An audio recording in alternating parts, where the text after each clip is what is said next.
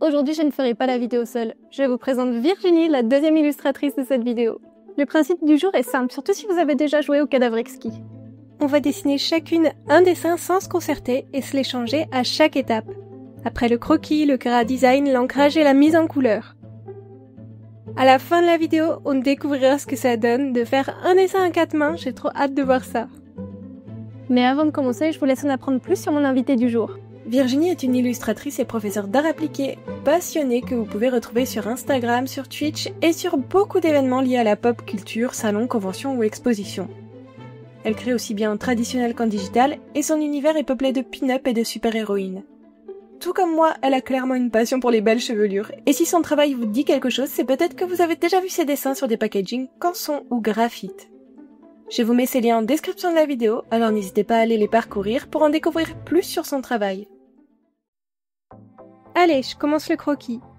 Et c'est assez compliqué de dessiner en sachant que quelqu'un d'autre va reprendre le dessin derrière moi. Pour cette première étape, chacune de nous doit dessiner un premier croquis qui doit comprendre la position globale du personnage et les traits de son visage. Et c'est tout. Pas de tenue, de décor, de coiffure, rien qui pourrait influencer l'autre au moment du premier échange. Je tiens à faire une mini parenthèse avant de vous expliquer mon croquis. Cette vidéo a été tournée il y a plus d'1 an. Je venais à peine de déménager, donc si parfois ça résonne, ou s'il y a des fonds verts par moment, c'est pour ça. C'est pour cacher les cartons et les pièces vides. Donc, pour en revenir au croquis, j'ai essayé de me focaliser sur moi et sur ce que je voulais dessiner, comme s'il n'y avait personne d'autre dans l'équation. Même si ce n'est pas moi qui choisis la suite, je la dessine dans l'optique d'en faire une sorcière. De mon point de vue, je l'imagine en lévitation, peut-être au-dessus d'un cercle d'invocation lumineux, avec les cheveux dans le vent et un pouvoir qui émane du bout de ses mains. Ou peut-être un grimoire qui vole juste au-dessus de sa main. Ça peut aussi très bien fonctionner. J'essaye vraiment de m'appliquer pour faire quelque chose d'assez clair et propre, avec une anatomie complète et la plus cohérente possible. Mais ça, c'est parce que quelqu'un va continuer le dessin à ma place. Je ne pourrai pas faire de petits ajustements après si je vois que certaines choses ne collent pas, vu que c'est pas moi qui vais le continuer. Dur, hein, ça force vraiment à être plus discipliné que d'habitude. Bon, je pense que pour cette première étape, c'est prêt. Je suis curieuse de savoir ce que Virginie va en faire. Je suis aussi curieuse de savoir quel croquis je vais recevoir après le premier échange. Est-ce que tu commences? Est-ce que je commence? Si tu veux, je commence. Ok, c'est parti. T'es prête pour voir le croquis sur lequel tu vas devoir travailler? Allez, c'est parti. Qu'est-ce que tu m'as réservé? Une posture complètement alambiquée ou est-ce que ça va être quelque chose de simple? 1, 2, 3, je marque les pieds. Yes! Oh, trop bien. Oui, donc t'as été quand même hyper propre dans ton croquis. Hein. Le tien est propre, ça veut dire on va voir il se fait. Je t'envoie la mienne? Ouais, vas-y, j'ai trop hâte. Ah, super. Oh, T'as remarqué qu'on est parti un peu sur les mêmes formats un peu de postures. On n'est pas parti sur un personnage de vous, quoi. Ouais. Bah justement, en fait, le côté d'avoir un personnage assis, on va pouvoir plus détailler et plus s'amuser sur l'expression du visage et sur la chevelure. Je pense qu'on est toutes les deux très très cheveux dans nos dessins, donc là-dessus, ça peut vraiment matcher. Ah, je pense que ça va être trop bien. Je suis trop contente en vrai. Oh cool. J'aime bien les deux croquis, j'aime bien les deux postures. Je pense qu'il y a bien de faire des trucs sympas. Ça va être trop bien. Trop bien. Allez, bon, il va. Allons-y alors. Bon courage. À toi aussi. Maintenant que j'ai récupéré le croquis de Virginie, je dois dessiner la suite. C'est-à-dire le chara-design et le décor. Tout en restant en phase de croquis. Le line art, ça sera de nouveau pour elle. Je vais un peu rester dans le mood du cadavre exquis classique. En général, on continue à dessiner son personnage sur la deuxième feuille. Et comme j'étais dans le mood sorcière du dessin d'avant, je me suis dit, et tiens, et si je la dessinais assise sur un balai? Alors on continue sur une sorcière. Par contre, j'ai quand même voulu faire un clin d'œil au travail de Virginie. Quand on regarde son travail sur Insta, on voit qu'elle dessine souvent des héroïnes de comic book. Ça a influencé ma manière de dessiner le costume de la sorcière. Au lieu de l'imaginer en robe sombre et gothique comme dans l'imaginaire collectif, j'ai essayé de lui créer une tenue digne d'une héroïne. Et très vite, je me suis demandé si je devais faire un croquis hyper propre pour qu'elle n'ait pas besoin de trop réfléchir à l'ancrage, ou si je faisais quelque chose de plus brouillon comme ça m'arrive de temps en temps et que je la laisse affiner. En vrai, j'ai très vite décidé de rendre tout ça le plus propre possible. Je crois que j'assume pas du tout de lui rendre un truc trop bordélique. J'ai pris ton croquis qui était dans une pose qui, je trouve, n'était pas du tout dans mon univers. Et j'ai essayé de tirer la pose dans mon univers. J'ai plutôt fait comme ça. Mais j'espère que ça te plaira quand même. Et du coup, voilà, je te l'envoie. J'ai trop hâte de voir ce que tu vas en penser. Parce qu'en gros, c'est ton personnage avec mon univers. C'est ça qui est marrant. D'accord. Alors, 1, 2, 3. Oh, trop bien! Mais tu t'es lancé carrément sur un décor et tout. Enflammé sur les cheveux. C'est fait. Bah, t'as dit qu'il fallait faire quelque chose de sympa pour les cheveux. Et j'ai quand même essayé d'aller un peu dans ton tu vois, un peu avec les bottes de mon personnage. Et l'étoile sur le front, je me suis dit, ça fait un peu Wonder Woman.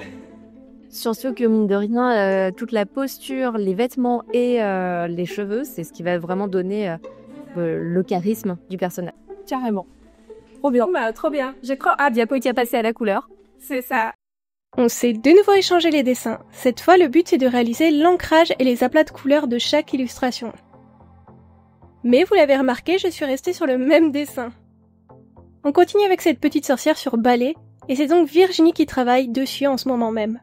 Pour ne pas vous embrouiller, je vous mets un petit avatar de la personne en train de dessiner. Pourquoi je fais ça? Parce que je ne veux pas que cette vidéo dure 1 heure, alors on va se concentrer sur un seul dessin. Et si vous voulez voir ce que Virginie a décidé de faire de mon croquis, pas d'inquiétude, ça arrivera dans la prochaine vidéo. J'ai pas mal de connaissances en commun avec Virginie, parce qu'on est dans le même coin et qu'on fréquente des potes communs.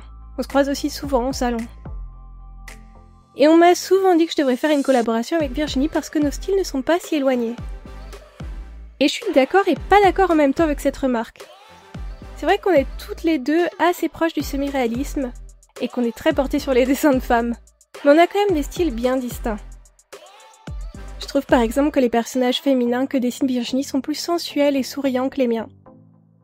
Et ça se voit vraiment sur ce dessin. Moi je suis plus dans la mélancolie personnellement. Je trouve aussi que son ancrage est vachement différent du mien. Il est plus épais et plus libre que le mien.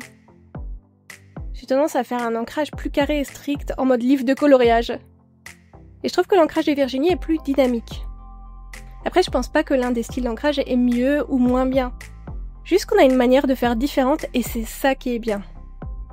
D'ailleurs là je fais la voix off par-dessus les images de Virginie qui travaille, mais en vrai à ce stade je ne sais pas encore ce qu'elle est en train de faire. Je suis dans mon coin en train de travailler sur l'autre dessin. À mon tour de reprendre le dessin. J'ai commencé par passer un moment à regarder le dessin pour analyser son ancrage et surtout son choix de couleurs. Ce sont des couleurs que je n'utilise presque jamais dans mon travail et j'avoue c'est une bonne surprise. J'ai très vite décidé que j'allais essayer de jouer avec des petits effets lumineux, avec le sceptre, les étoiles, la lune. Par contre, je me suis beaucoup questionnée sur les couleurs. Est-ce que je dois les laisser telles quelles ou les modifier pour qu'elles collent à mon style?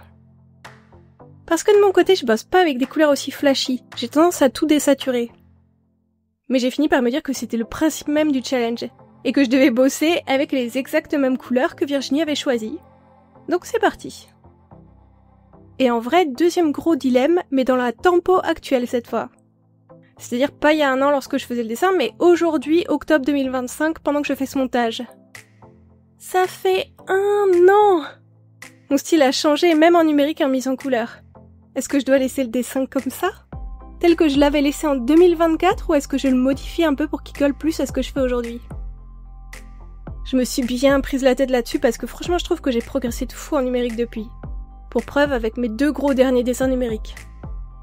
Mais allez, c'est le jeu, je ne vais toucher à rien. Ça pourrait par contre être le sujet d'une prochaine vidéo, refaire totalement la mise en couleur avec mes skills actuels, et voir à quel point j'ai évolué dans ce domaine.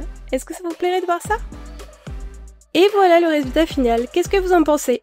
Vous voyez plus de Virginie? Plus de moi? Un vrai mix des deux? Personnellement, je suis super perturbée. Parce que je vois vraiment le travail de Virginie sur la posture et le visage.